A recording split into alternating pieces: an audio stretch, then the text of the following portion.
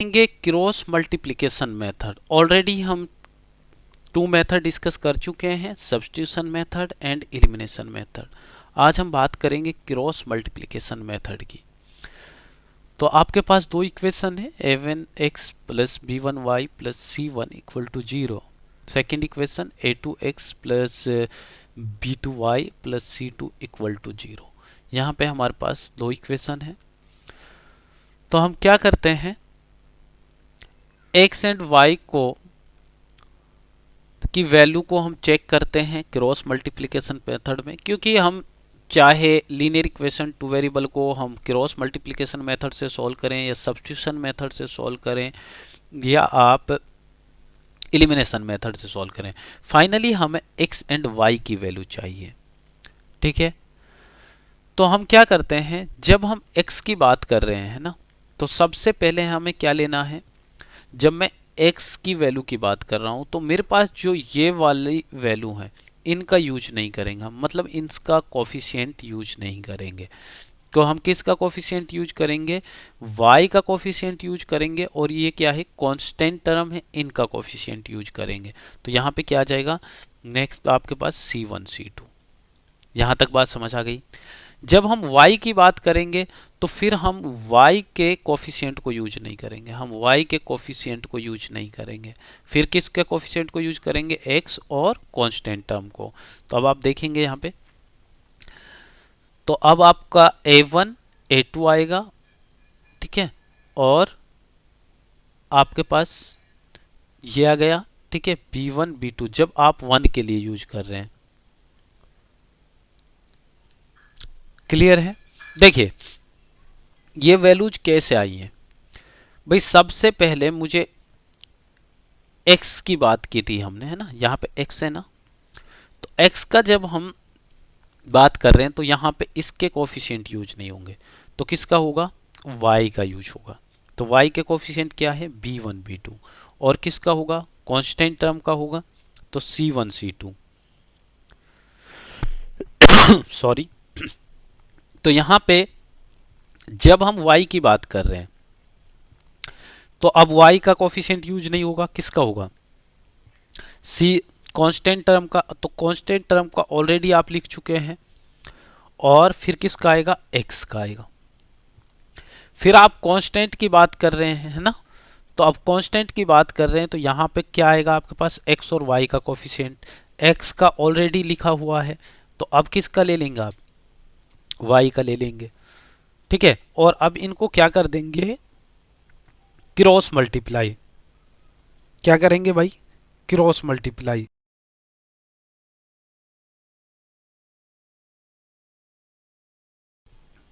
Sorry, तो यहां पे हम बात कर रहे हैं अब क्रॉस मल्टीप्लाई की। आई होप कि ये टर्म जैसे लिखी गई है तो हम कैसे लिखेंगे वो आपको समझ आ चुका है। तो यहां पे आप देखेंगे आगे x के अपॉन में क्या आएगा, क्रॉस मल्टीप्लाई b1 c2 और c1 b2, तो ये माइनस हो जाएगा। देखिए यहाँ देखिए हमारे पास ये आगे आप पढ़ेंगे डिटर्मिनेंट का एक फॉर्म होता है। अगर मेरे पास मान लीजिए यहाँ a1 है, यहाँ a2 है, यहाँ b1 है, यहाँ b2 है, हम क्रॉस मल्टीप्लाई करते हैं ऐसे और ऐसे, और पहले हम इस वाले टर्म को मल्टीप्लाई करके लिखते हैं। तो ये क्या होगा, b1 a2 minus a1 b2। तो यहाँ पे ये आपका क्रॉस मल्टीप्लाई होता है। तो ये x का पॉन आ गया इक्वल टू, अब y का क्या आएगा भाई, y का c1 है ना, a2 ऐसे करेंगे आप। क्लियर है। तो यहाँ पे y अपॉन क्या आ जाएगा, c1, तो a1 c2 माइनस, क्लियर है, c2 a1। अब दोनों तरीके से कर सकते हैं ना क्रॉस मल्टीप्लाई का। आगे y1 इक्वल टू, तो आप b1 a2 minus a2 b1, जैसे आप यूज कर रहे हैं वैसे ही आपको उसको रखना। अब मैं x की वैल्यू कैसे निकालूंगा यहाँ से भाई, x की वैल्यू मैं यहाँ अगर इन दोनों को इक्वल कर दूं x की वैल्यू आ जाएगी, और अगर मैं इन दोनों को इक्वल कर दूं तो यहाँ से y की वैल्यू आ जाएगी। क्लियर है। तो आप देखिए यहाँ पे फिर हम क्या करेंगे, तो यहाँ पे हम एग्जाम्पल से समझते हैं। तो यहाँ पे आपके पास 8x plus 5y equal to 9, 3x plus 2y equal to 4। तो देखिए एक बार हम इसको डिटेल में आपको बताते हैं। मेरे पास अभी हमने बताया था हमें x और y और क्या लेना है 1, ये लेना है ना। उसके बाद जब हम x को यूज कर रहे हैं तो इसके कोफिशिएंट हमें नहीं लेने। किसके कोफिशिएंट लेने भाई 5 का ले लिया हम, इसका y का, और 2 ये ले लिया है ना।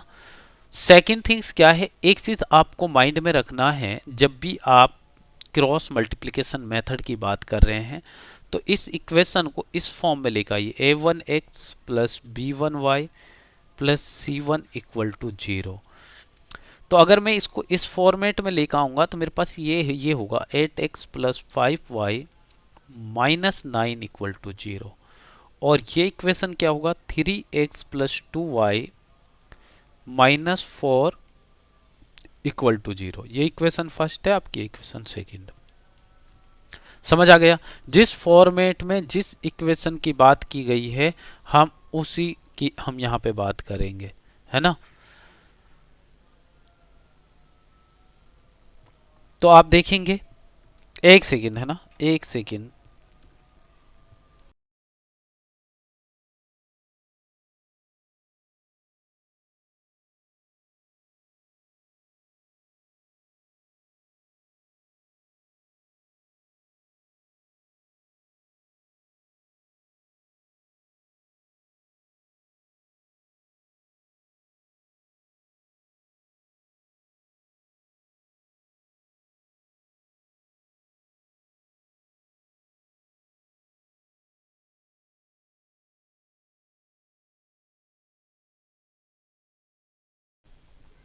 तो भाई हम यहाँ पे क्या बात कर रहे थे,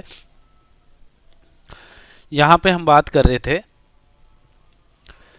जो फॉर्मेट आपको गिवन है पहले उस फॉर्मेट में लेकर आइए। क्रॉस मल्टीप्लिकेशन मेथड की इक्वेशन इस फॉर्मेट में होती है। अब इस फॉर्मेट में आ गई तो हमने x के लिए यूज किया तो x का कोफिशिएंट नहीं लेंगे, y और c का लेंगे। अब c का कोफिशिएंट यहाँ -9 है तो यहाँ -9 लीजिए, यहाँ क्या है -4।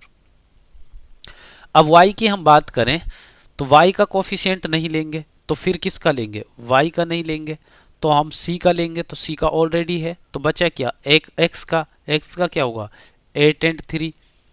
अब हम जब c की बात करेंगे तो c का नहीं लेंगे, किसका लेंगे x और y का। x का ऑलरेडी हम ले चुके हैं तो यहाँ क्या आएगा 5 एंड 2 आएगा, ठीक है। और ये एक्चुअल में ऑलरेडी ऐसा होता है ना, ऐसा है ना, बट हम इसे सॉल्व करने के लिए ले नहीं रहे हैं तो ये ऐसा होता है, ठीक है। अब आप देखिए, अब हम क्रॉस मल्टीप्लिकेशन करेंगे x के लिए।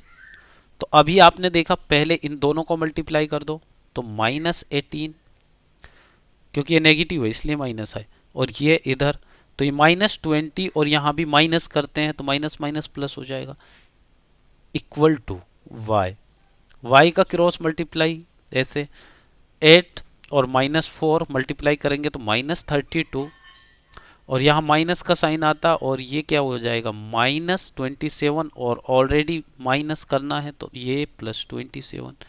1 का कैसे होगा 1 अपॉन भाई इसका मल्टीप्लाई कितना हुआ 15 और इसका मल्टीप्लाई क्या हुआ 16, 16 माइनस करेंगे आएगा। तो यहाँ x इक्वल टू क्या आ जाएगा 2 अपॉन में, सॉरी इक्वल टू नहीं है अपॉन में, और यहाँ y इक्वल टू आ जाएगा -5, यहाँ 1 अपॉन आ जाएगा -1, तो ये तो -1 ही हो जाएगा है ना ये। अब x की वैल्यू की बात करें x अपॉन 2 इक्वल टू -1, तो यहाँ से x इक्वल टू क्या आ गया -2, y equal to -5 equal to -1, तो माइनस से माइनस कैंसिल आउट तो y इक्वल टू क्या आ जाएगा 5। तो ये आपका क्रॉस मल्टीप्लिकेशन मेथड है, क्लियर है। तो अब हम इसको स्टेप बाय स्टेप लैंग्वेज के साथ सॉल्व करते हैं। मैंने आपको समझा दिया है क्या होता है क्रॉस मल्टीप्लिकेशन मेथड।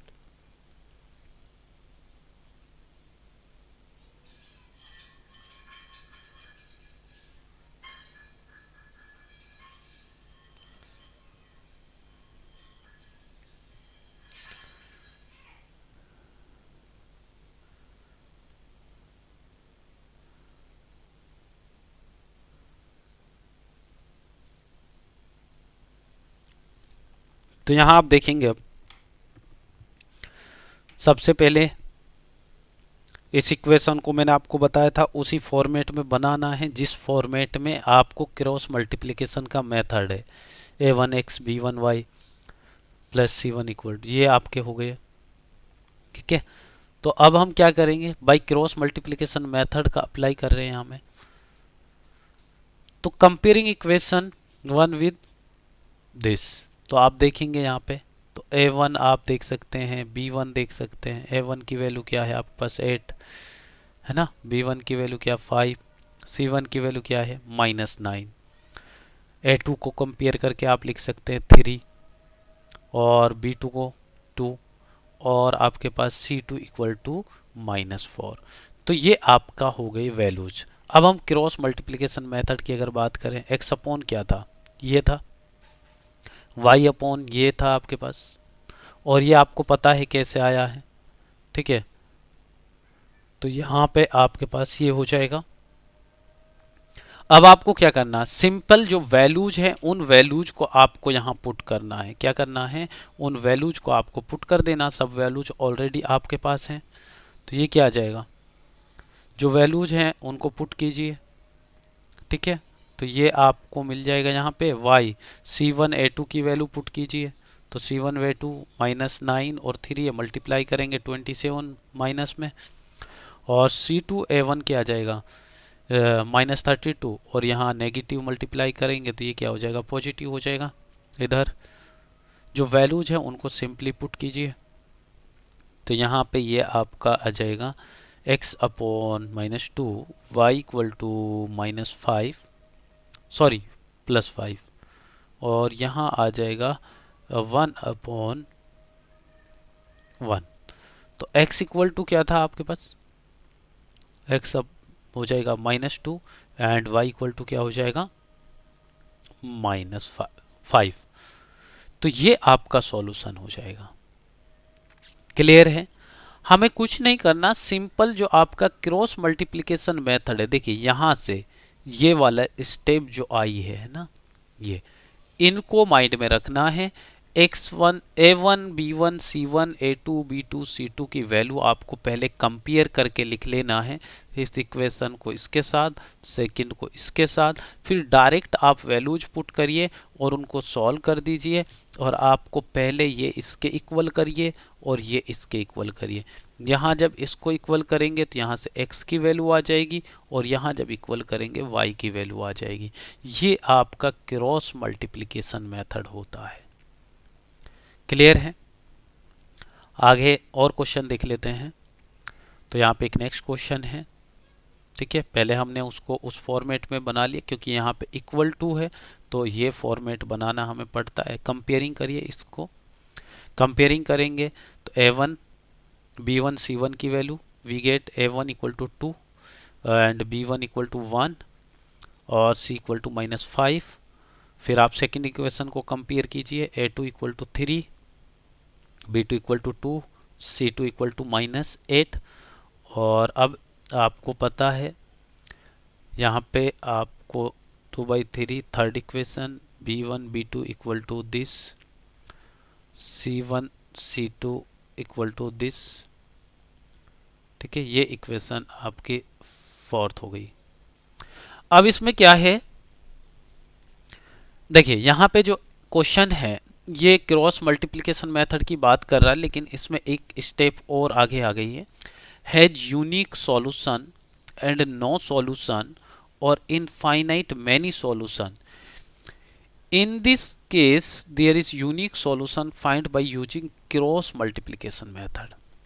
देखिए यहाँ पे आपके पास क्या होता है, हम इस टाइप से चेक करते हैं, a1 upon a2 equal to b1 upon b2 equal to c1 upon c2, है ना। अगर हमारे पास इस टाइप की इक्वेशन है तो इसके इनफाइनाइट मैनी सॉल्यूशन हो जाएंगे। अगर मान लीजिए हमारे पास ये है a1 a2 equal to b1 b2 और not equal to c1 by c2, तो ये हमारे पास क्या हो जाएगा, ये हो जाएगा नो सॉल्यूशन। ये क्या है, इनफाइनाइट मैनी सॉल्यूशन। ठीक है, मैनी सॉल्यूशन, और ये आपका हो जाएगा नो सॉल्यूशन। और अगर A1 A2 not equal to B1 B2, ये होता आपके पास यूनिक सॉल्यूशन। यूनिक सॉल्यूशन क्या होता है आपके पास जब A1 A2 not equal to B1 B2। तो ये थ्री चीज़ें होती हैं आपके पास जो यहाँ पूछा गया, unique solution, no solution, infinite many solution.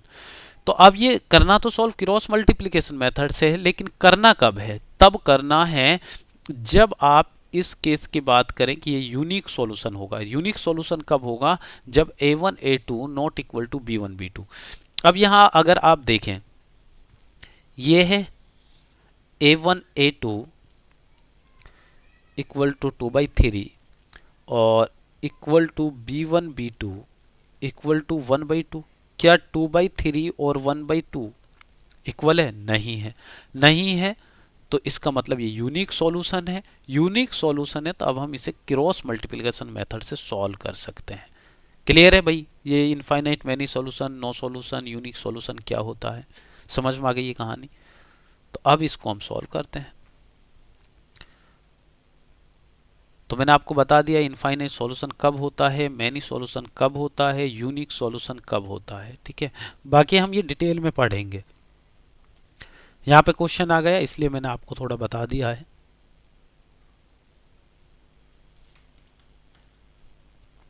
आगे देखिए आप,